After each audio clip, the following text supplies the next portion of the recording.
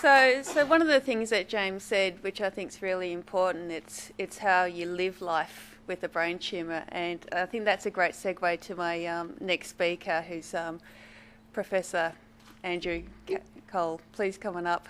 I think Andrew's spoken at this forum for the last 5 years, I think, but we keep asking him back because it is so important what Andrew has to tell you. So, as long as they don't keep asking me back, because I'm a repeat offender. How do I get my slides up on the screen? Do I press next? Yep. Oh, look at that. How about that? How about that?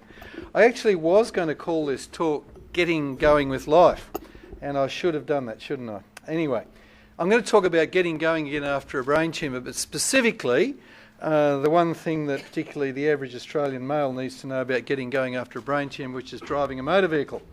But before I get to that, I'll put it in a context, and in the whole life context, is to say that in case anybody left doesn't know, there are a lot of things you can do about the complications that will arise, may arise, sometimes arise, from treating brain tumours than the tumour itself.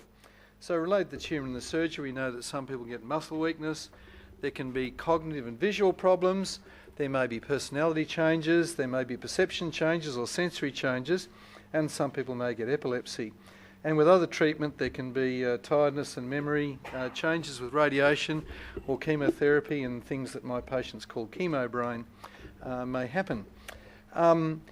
Thinking about people who may result with a major stroke-like syndrome as a result of their brain tumour, it's very important that I remind you all that comparison studies of rehabilitation therapy for disability arising from stroke and comparing that from that arising with brain tumour, where similar amounts of brain tissue are involved,